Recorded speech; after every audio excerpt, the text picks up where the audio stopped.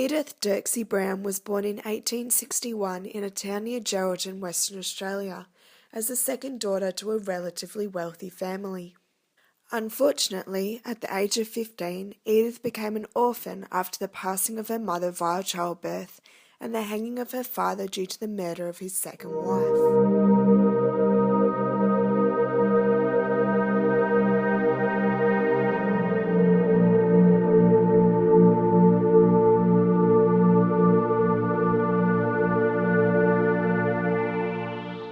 Many claim that the tragedies and distress Edith experienced as a young woman enabled her to become the strong, passionate pioneer she is remembered for today.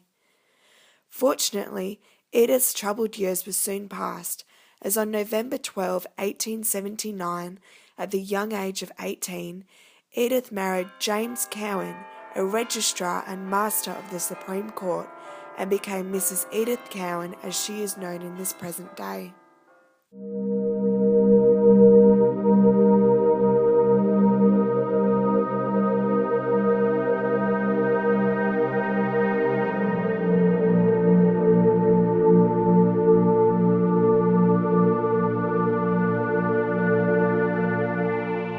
Through the years of developing their family and raising 5 children, Edith became increasingly concerned for the welfare of women and children in regards to the justice system.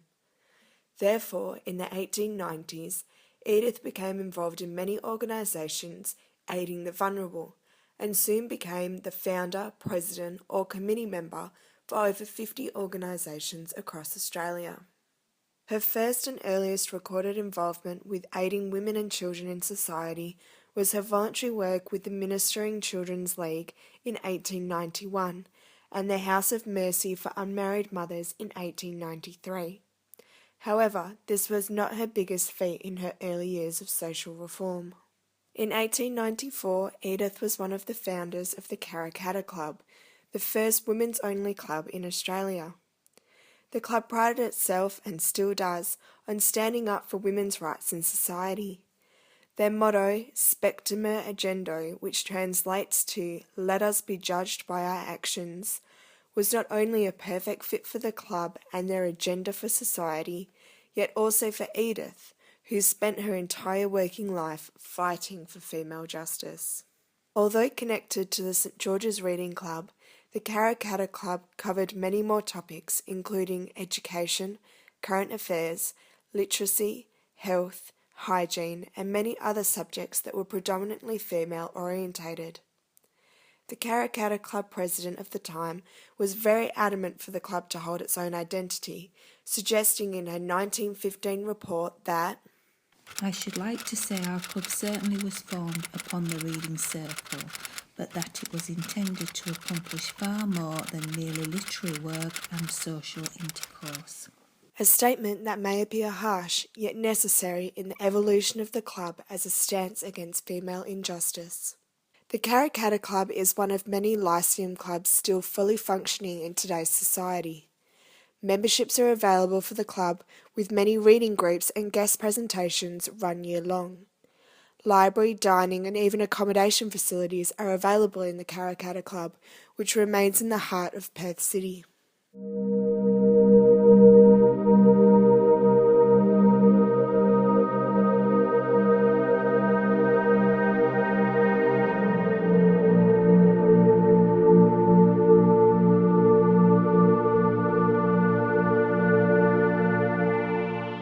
Edith's many other organisational commitments range from life membership to president to chairman to founding member.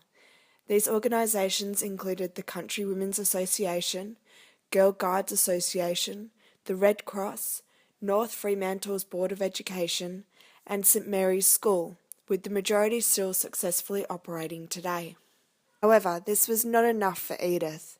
She lived her life tirelessly fighting for equality and the overriding of injustice to women and children, and she was not planning on giving up just yet.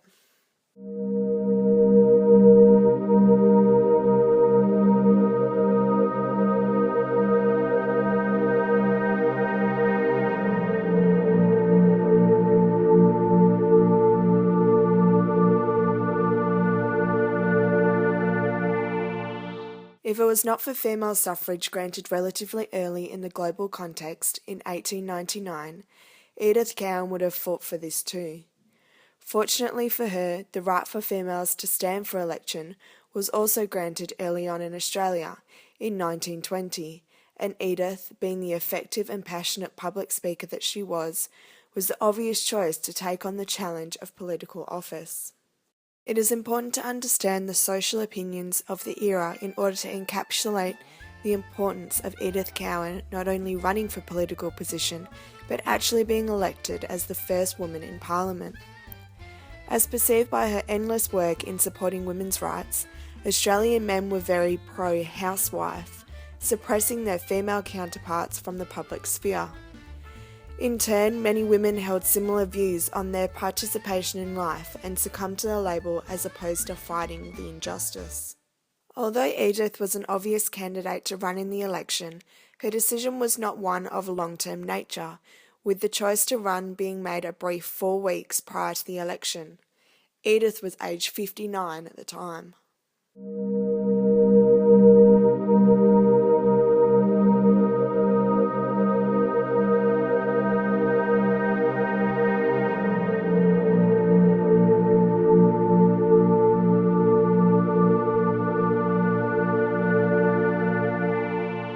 Despite winning the seat of West Perth, her success was not without great criticism. Throughout her campaign, she was accused of being disgrace to women as she was neglecting her husband and children despite their supportiveness and age. Many newspaper articles were written despising her of her choice to run for political office, stating, "Were political office to become the ambition of the fair sex, and were standing for office to become the latest craze of fashion, there will be many dreary and neglected homes throughout the country sacrificed on the altar of political ambition." That this craze was one unlikely to become popular within such a male-dominated society. Despite the odds and overcoming the criticisms, Edith defeated not only her opponent, yet the man who made women franchise a possibility, by a mere 46 votes. The defeat received much publicity, with many journalists reflecting their previous criticisms and congratulating her by publicising, "Women have an undeniable right to representation, and that her record of honorary service entitles her to the distinction." But what was to be expected of the mother of the house? What great influence will she unveil upon the country? The West Australian was quick to inform, "If the members expected Mrs. Cowan to do anything unusual or extraordinary, they were disappointed. If the situation held anything of an unexpected nature, it was the lady's self-possession under circumstances which would have been trying even to a hardened member of the legislature." Throughout her 4-year term in political office, Edith was an outspoken advocate for many issues in society, predominantly continuing with her fight for justice regarding women and children. However, she also had a passion for the environment, electoral reform specific to proportional representation, and most specifically, education. As noted earlier, Edith was a part of many organisations, all with many differing roles in society. Her appointment to the North Fremantle Education Board back in 1898 was one association which helped to develop her passion for educational support. Her endless fundraising to enable Western Australian students to study in their home state, as opposed to travelling over east to attend tertiary education, was one of the main reasonings behind the naming of WA's Edith Cowan University in 1991.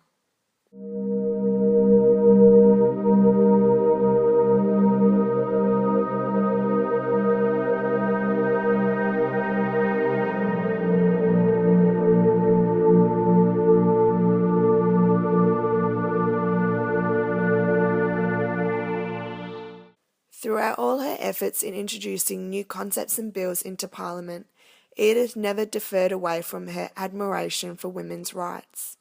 So much so that she introduced the Women's Legal Status Act in 1923 as a private member. The bill had many criticisms, including that of the Honourable Charles Lathan, who questioned Edith, Surely you do not want generally to bring women down to the level of men? To which she responded, No, I want to raise men to the level of women. and with that a breakthrough was formed.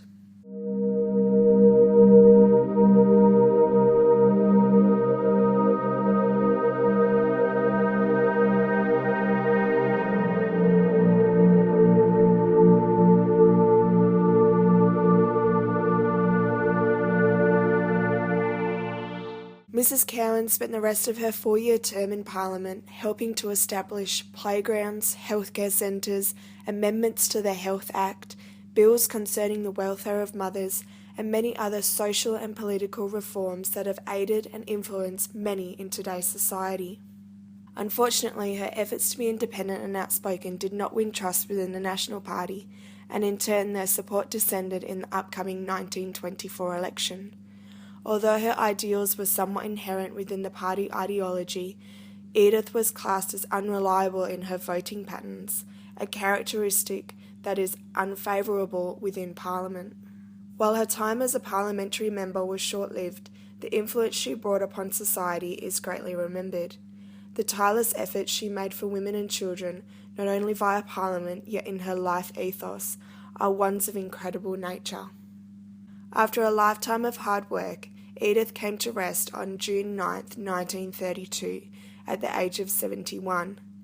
Many memorials have been erected in her memory, with the inclusion of a clock tower located in Kings Park, unveiled in 1934, a plaque laid in St George's Terrace in 1979, a federal seat being named after her, commonly known as the Cowan Electorate, the naming of Edith Cowan University in 1991, and most prevalently, yet unknown by many, her image on the Australian $50 note.